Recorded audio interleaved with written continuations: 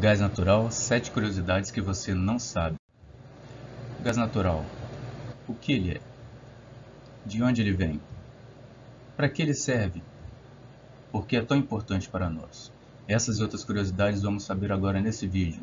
Enquanto isso, curta aqui o vídeo, se inscreva no canal, compartilhe para mais conteúdos como esse. O gás natural, ele é um hidrocarboneto, assim como o petróleo. Então eles se formam basicamente da mesma forma. Você tinha, há muitos milhões de anos atrás, micro-organismos vivendo na água, como o fitoplâncton e o zooplâncton. Esses micro-organismos iam morrendo ao longo do tempo e sendo depositados no fundo de um lago ou no assoalho marinho. Eles eram depositados ali e iam sendo soterrados por mais carapaças ou por argila, areia, sedimentos em geral. Essa matéria orgânica ficava ali confinada em ambiente anóxico, ou seja, sem oxigenação suficiente para que a atividade bacteriana fosse lá e destruísse a matéria orgânica, ou seja, essa matéria orgânica ficava preservada ali. Nesse esquema aqui, podemos ver como que o aumento da temperatura e o soterramento dessa matéria orgânica vai agindo para transformar essa matéria orgânica nos hidrocarbonetos. Na primeira fase, a diagênese, ou seja, na fase de formação da rocha, essa matéria orgânica vai liberando gás bioquímico, que é basicamente metano. Quando aumenta a temperatura e aumenta o soterramento, o peso das rochas vai entrar na fase da catagênese. Aí você entra no que chamam de janela de óleo. Você começa a gerar hidrocarbonetos líquidos, o petróleo, e também vai começando a gerar gás. A partir que vai saindo da catagênese, você aumentando ainda mais a temperatura, você para de gerar óleo e começa a gerar só gás. Até que chega um ponto que essa rocha não vai gerar mais hidrocarboneto e vai entrar no estágio de metamorfismo. Você provavelmente já ouviu falar do termo gás associado e gás não associado. Muito bem, o gás associado é o quê? É quando você tem uma reserva, um campo de petróleo, e lá dentro do petróleo tem bolhas de gás. O gás está dissolvido dentro do óleo. Ou você tem também uma capa de gás no topo do reservatório. Porque por diferença de densidade, com o tempo o gás, que é mais leve, vai subir e formar uma capa no reservatório. Já o gás não associado é quando você tem um reservatório de gás puro, praticamente puro, quase sem água ou sem óleo. Então ali você tem um campo de gás, aí você vai chamar de gás não associado. Você já se perguntou como que se gera energia para uma plataforma de petróleo?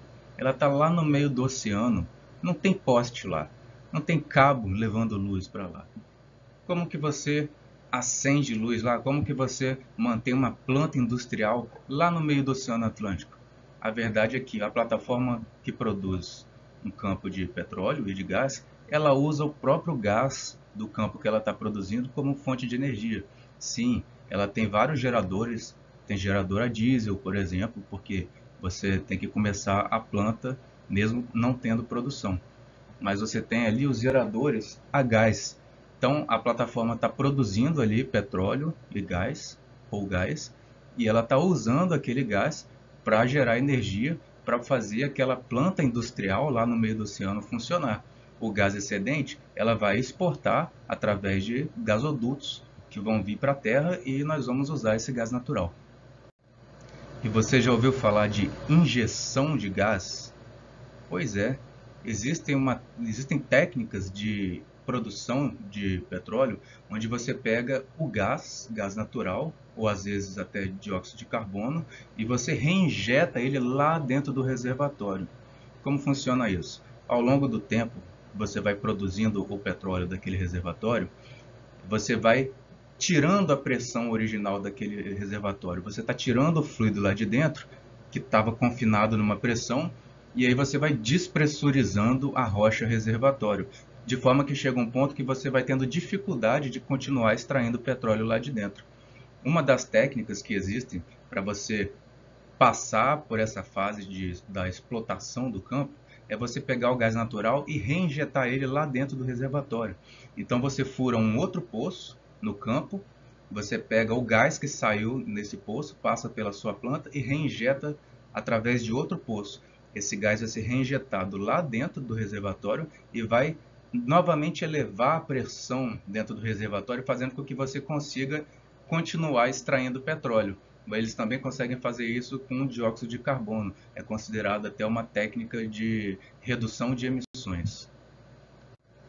E com certeza você já viu imagens emblemáticas como essa, de plataformas com grandes labaredas saindo dessas chaminés. Pois é, isso aí se chama flare. O flare é essa chaminé onde o gás é queimado. Sim, antigamente o gás não era um produto muito querido.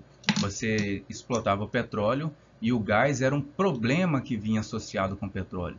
Era difícil de lidar com o gás, era difícil de manejar o gás, de comercializar o gás. Então o gás ele era queimado. A queima é uma forma segura de se livrar do gás. Você vê que a plataforma joga ele lá fora do bordo e queima ele lá. Mas hoje, na maioria dos países, isso é desencorajado ou mesmo proibido. Hoje no Brasil, por exemplo, você não pode queimar o gás apenas em algumas situações e com um percentual mínimo. Situações de emergência para você conseguir controlar sua planta, situações que você tem paradas emergenciais na produção ou coisas assim. Fora isso, você não pode queimar o gás no flare mais. Esse gás ele vai ser usado para produzir energia elétrica a bordo ou ele vai ser exportado aqui para a terra em gasodutos. E os produtos do gás natural? O gás que vem lá da plataforma, a gente usa ele aqui de qualquer jeito? Não, esse gás tem que ir para uma planta de processamento de gás e lá vão ser gerados seus produtos. No princípio, esse gás ele é chamado de gás natural úmido, porque ele é rico em moléculas de tamanho propano ou maiores.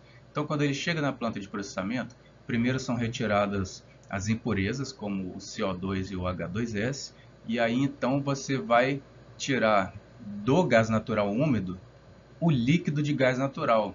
Sim, você vai tirar o condensado de gás natural. Tem líquido no gás? Sim, dependendo das condições de temperatura e pressão, uma fração desse gás vai se apresentar na fase líquida. Exatamente, vai condensar. Então você tira o líquido de gás natural e fica com o gás natural seco, que é basicamente metano e etano, as moléculas C1 e C2. O gás natural seco ele é usado na maior parte do nosso dia a dia, é o gás que nós usamos mais. Por exemplo, o gás encanado, o gás de rua, o gás que chega no seu prédio, no seu condomínio e você usa para fazer um cafezinho. Ou então o GNV, exatamente, o gás natural veicular, que você usa quando pega um Uber.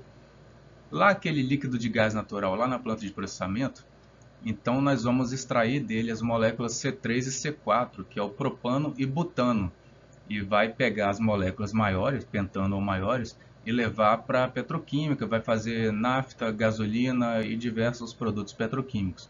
Enquanto isso, o propano e o butano são o GLP, o gás liquefeito de petróleo, o gás do botijão de gás que nós usamos na maior parte das casas no Brasil. Pois é, o gás liquefeito de petróleo tem esse nome porque ele estava, na maior parte das vezes, naquelas bolinhas de gás dentro do petróleo, o gás associado. Então, quando se produzia petróleo, se produzia junto esse gás e se conseguia extrair essas moléculas de gás e colocar nos botijões. Só que também dá para fazer isso, tirar essas moléculas do gás natural. Então, esse gás de efeito de petróleo, ele é produzido tanto do processamento do petróleo quanto do processamento do gás natural. E o gás natural polui menos? Mas o gás natural não tem metano, por exemplo, um dos gases de efeito estufa? Quando se diz que o gás natural emite menos gases de efeito estufa, é porque existe uma relação de hidrogênio-carbono. Então, quanto maior essa relação, menos potencial de liberação de CO2 esse combustível vai ter. E, então, um gás como o metano puro, quando ele é queimado, ele emite muito menos dióxido de carbono do que o gás de efeito de petróleo, menos ainda do que a gasolina, menos ainda do que o óleo combustível, muito menos do que o carvão. Então você pode ver nesse gráfico aqui toneladas de CO2 emitidas por tonelada do combustível. O gás natural ele é um dos que menos emite CO2. Algumas contas sugerem que se emite 23% menos CO2 do que queimando um óleo combustível e até 50% menos do que queimando carvão. Nesse outro gráfico podemos ver aqui que o gás natural ele emite muito menos CO2 por quilowatt-hora, ou seja, por cada unidade de energia que o gás natural gera, ele produz menos CO2, o que torna ele um combustível fóssil mais eficiente. O carvão, o diesel, o óleo cru, todos esses produzem muito mais CO2 para cada quilowatt-hora de energia gerada. Então, o gás natural, nesse sentido, ele é menos poluente e mais eficiente. E é isso aí, pessoal. Foram 7 curiosidades que você matou sobre o gás natural. Curta esse vídeo, se inscreva no canal, compartilhe com alguém que você acha que vai se interessar por esse tema, que também quer matar essas curiosidades. Curta nosso vídeo e espere aí por mais conteúdos como esse no canal. Até mais!